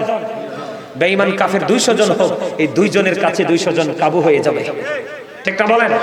এজন্য আপনাকে আমাকে ইসলামের সুশীতল ছায়াতলে আসতে হবে, আর এই আসার জন্য আপনার জীবনে একজন উপদেষ্টাকে গ্রহণ করতে হবে, সেইটা হলো হক্কানি আলেম। আরো জোরে কোন, আরো জোরে কোন। এই এখন কিন্তু নিজের সাথে না বললে ইমাম সাহেবকে বের করে দেয়। কি করে দেয়? ইমাম সাহেবকে আছে না নাই? আমার আশেপাশে অনেক ঘটনা ঘটছে। কি করেছে? আপনারা কি জানেন ইমাম সাহেবের কদর কত? আপনারা কি জানেন ইমাম সাহেবের মর্যাদা কত? জানেন না? শোনেন, ইমাম সাহেব একজন মানুষ, মানুষ না? ভুল কি হতে পারে না? কথা বলেন। ভুল করা মানুষের কাজ। ভুল করা কার কাজ? আপনার কাছে একজন ইমাম সাহেবকে ভালো লাগে না, আমি মেনে নিলাম, সে যেই ঘরানার আলেমই হোক, আপনার কাছে তাকে কি লাগে না? ভালো লাগে না। আপনি ভালো লাগে না এটা তাকে সরাসরি বলে আপনি তাকে কষ্ট দিয়েন না দিয়ে তাকে কি করবেন? সবার সাথে আপনার ভালো না লাগাটা শেয়ার করবেন, শেয়ার করে সবাই আলোচনা করবেন, আলোচনা করে নির্দিষ্ট একটা সময় বেঁধে দিবেন। কি করবেন? সময় বেঁধে দিবেন যে হুজুর আপনি এই সময়ের মধ্যে আপনি আরেকটা চাকরি দেখেন, আর আমরাও এই সময়ের মধ্যে আমাদের জন্য নতুন একজন ইমাম সাহেব আমরা দেখি। কিন্তু ইমাম সাহেবকে কি করা যাবে না? কষ্ট দেওয়া যাবে না। কেন যাবে না জানেন? আল উলামাউল ওয়ারাসাতুল আম্বিয়া, আলেমরা হলো নবীর কি ওয়ারিস। কি? এবার সবচেয়ে মজার খবর কি জানেন? আপনার আমার বাঁচার এবং সঠিক রাস্তা পাওয়ার একটা উসিলা হলো আপনার আলেমরা, ইমাম সাহেবরা। আল্লাহ বলেছেন, ইয়া আইয়ুহাল্লাযীনা আমানুত্তাকুল্লাহা ওয়াবতাগু ইলাইহিল ওসিলা। খেয়াল করেন, আল্লাহ রাব্বুল আলামিন বলেছেন, ইমানদারগণ তোমরা আল্লাহকে কি করো?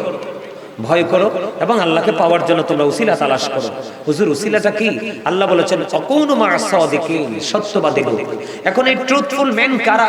তাফসীরে রুহুল বায়ানের মধ্যে এসেছে হক্কানি আল্লাহর ওলিদের কথা, তাফসীরে মাজহারির মধ্যে এসেছে হক্কানি আল্লাহর ওলিদের কথা, কিন্তু তাফসীরে কদরের মধ্যে হক্কানি আলেম এবং হক্কানি আল্লাহর ওলিদের কথা বলা হয়েছে। কেন জানেন? হক্কানি আলেমরা হচ্ছে আল্লাহ আল্লাহ রাসূলের বিধি বিধানের খুনি। সুবহানাল্লাহ বলেন না? কোরআন হাদিসের খুনি। তেলের খুনিতে গেলে যেমন তেলের অভাব হয় না, মাছের আড়তে গেলে যেমনি মাছের অভাব হয় না, সবজির আড়তে গেলে যেমন সবজির অভাব হয় না, ঠিক কোরআন হাদিসের বিধান সম্পর্কে জানতে হলে আপনি আলেম, হক্কানি আলেমের কাছে আসবেন। কি আসবেন? তখন আপনি তার কাছ থেকে সমাধান নিতে পারবেন। আর সবাই যে সব সমাধান দিতে পারবে এমনটিও নয়, সবসময় সবকিছু মাথায়ও থাকে না। সে যদি না পারে, তার যারা সিনিয়রের মাধ্যমে আপনাকে সমাধান করে দিতে পারবে, কিন্তু তাকে কি করা যাবে না? তাকে কষ্ট দেওয়া যাবে না, তাকে ভালোবাসতে পারবেন আপনি। আপনি কাউকে ভালো না বাসলে না বাসবেন, কিন্তু কাউকে অ্যাঙ্কার করার ক্ষমতা কিন্তু ইসলাম আপনাকে দেয় নাই। আমার দিকে তাকান, আমি শুরুতে বলেছিলাম আল্লাহ বলেছেন join with my dear people, come to my paradise. Allah বলেছেন ফাদখুলি ফি ইবাদি ওয়াদখুলি জান্নাতি। জোরে বলেন সুবহানাল্লাহ। আমার প্রিয় লোকেদের সাথে যুক্ত হও আর আমার জান্নাতে চলে আসো। প্রিয় লোক হলো হক্কানি আলেম এবং হক্কানি আল্লাহর ওলিরা। সবচেয়ে মজার খবর কি জানেন? এই পৃথিবীতে যত মানুষ আছে, এর মধ্যে আল্লাহকে যদি সবচেয়ে বেশি ভয় করে তারা হলো আলেম। কারা? ইন্নামা ইয়াখশাল্লাহা মিন ইবাদিহিল উলামা। জোরে কোন আল্লাহু আকবার। তাহলে আলেমদের সাথে কি করা যাবে? কাজ্জা করা যাবে? কাজ্জাটা বললাম, লোকালটা বললাম, আমরা সবাই যেন বুঝতে পারে। ঝগড়া করা যাবে? কথা বলেন, লাগ যাবে? আর আপনি কি মনে রাখতে হবে, একদিন হইলো আপনি ইমাম সাহেবের পিছনে নামাজ পড়ছেন, আপনি কিন্তু তার সাথে বেয়াদবি করলে, গোস্তাকি করলে, আপনার কিন্তু এতদিনের নামাজ কি হয়ে যাবে? বরবাদ হয়ে যাবে। এই জন্য মসজিদের ইমাম সাহেব, নিজের মহল্লার ইমাম সাহেবদের সাথে কি করা যাবে না? হ্যাঁ, ইমাম সাহেব আছে, অনেক ইমাম সাহেব আছে, সুদখোরের সাথে সম্পর্ক ভালো, সুদখোরের সাথে সম্পর্ক ভালো। সমাজের অসৎ মানুষ আছে না আমাদের সমাজে, অসৎ মানুষগুলোর সাথে ইমাম সাহেবের কি ভালো সম্পর্ক? ভালো। এই ক্ষেত্রে যদি আপনি ইমাম সাহেবকে কোনোভাবেই বয়কট, আপনি যদি তাকে বুঝাইতে না পারেন, সেই ক্ষেত্রে ইমাম সাহেবকে বলে দিবেন, হুজুর, কানে কানে বলে দিবেন যে হুজুর আমরা আপনাকে ভালোবাসি, কিন্তু আপনি যেই মানুষগুলোর সাথে চলেন এই মানুষগুলো আমাদের সমাজের বোঝা, সে কোনো ভালো কাজের সাথে যুক্ত না, কিন্তু একজন আলেম হিসাবে আপনি তার সাথে চলাটা শোভা পায় না, আপনি এখান থেকে সরে আসেন। তখন ইমাম সাহেব যদি এখান থেকে সরতে না পারে, সে অটোমেটিক্যালি কৌশল অবলম্বন করে সে চাকরি ছেড়ে দিবে। এটা তার জন্য অনেক বেশি বেস্ট। কথা বুঝতে পারছেন? সময়ের উপরে, প্রেক্ষাপটের উপর ভিত্তি করে আপনারা কি করবেন? সমাধান খুঁজে বের করবেন। কিন্তু হুট করে কাউকে বকা দেওয়া যাবে না, কাউকে আঘাত করা যাবে? কারণ আপনাকে আল্লাহ রাব্বুল আলামিন আপনার উপদেষ্টা হিসাবে আপনার এলাকার আলেম ইমাম সাহেবকে বলে দিয়েছেন, ঠিক কিনা বলেন? ইমাম সাহেবকে আঘাত করবেন? হক্কানি আলেমকে যদি আপনি বিনা কারণে আঘাত করেন, আপনার বউ কিন্তু তালাক হয়ে যাবে। কি হয়ে যাবে? ওয়াইফ কিন্তু তালাক হয়ে যাবে। হয়তো আপনি গায়ের জোরে এটাকে বৈধ করার চেষ্টা করবেন, কিন্তু আদতে এটাই সত্য। কি আদতে? কি হাসে? কি হ্যাঁ, হুজুর আঘাত করুন যাইব? আরে আমি আপনার কলিজার ভিতরে হইছে কি জানেননি? কইতা আপনার কলিজার ভিতরে হইছে শয়তানের গাছ। কিসের গাছ? শয়তানের গাছ বলতে যত পাপের কাজ আপনার কলিজার ভিতরে। এক্সাম্পল, সবাই তো আর এরকম না। আর ইমাম সাহেবের কলিজায় হইছে কোরআন এবং হাদিসের গাছ। কথা কন না কেন? তাহলে আপনার কলিজা ইমাম সাহেবের কলিজা কিন্তু এক না। ভালো লাগতে পারে, আমি আগেই বলেছি, যে ঘরানার আলেমই হোক তার জবাব সে দেবে, কিন্তু আপনি তাকে আঘাত করে অপরাধী হইয়েন। আমার কথা বুঝতে পারছেন? সহজে বুঝতে পারছেন? সম্মানিত উপস্থিতি, এই আমাদের সমাজটা কিন্তু এখন ধ্বংস হয়ে যাচ্ছে। আর ইমাম সাহেব যারা সারা বাংলাদেশ, সারা পৃথিবীর ইমাম সাহেবদেরকে বলবো, আপনারাও আলেম যারা আছেন, আপনারাও কিন্তু বুঝে শুনে পা ফেলে চলতে হবে। কথা বুঝে নিন আপনারা। যারা ইমাম সাহেব, আলেম যারা, তাদেরকেও কিন্তু বুঝে শুনে কথা বলতে হবে, বুঝে শুনে জায়গা বুঝে পা ফেলতে হবে। কেন জানেন? ইমাম সাহেবের মাথা থেকে পা পর্যন্ত, সকাল থেকে বিকেল পর্যন্ত, এক শুক্রবার থেকে আরেক শুক্রবার পর্যন্ত, এক রমজান থেকে আরেক রমজান পর্যন্ত, এক জানুয়ারি থেকে আরেক জানুয়ারি থেকে, এক মুহররম থেকে আরেক মুহররম পর্যন্ত, এই প্রত্যেকটা জায়গায় ইমাম সাহেবের ইমাম সাহেবের কাছ থেকে শিক্ষা হলো সাধারণ মানুষের জন্য। এই জন্য যিনি বুদ্ধিমান, যিনি বিচক্ষণ, যিনি ইন্টেলিজেন্ট, যিনি ভেরি ক্লেভার, ওনার কাজ হচ্ছে অন্য সবাই যেমনি চলে আমি তেমনি চলবো না। যেমন আমি যদি আমার প্র্যাকটিক্যালটা থেকে যদি আমি এক্সাম্পল দিই, আমার দিকে তাকান। এখন কিন্তু আমাদের বাংলাদেশে সুদখোরের অভাব নাই, কেউ প্রকাশ্যে কেউ অপ্রকাশ্যে। এই জন্য আমি কিন্তু কোন মানুষের বাড়িতে একটা গ্লাস পানি খাই না নিজের ঘর ছাড়া। আপনারা এটাকে ভালোভাবে নেন বা খারাপ ভাবে নেন?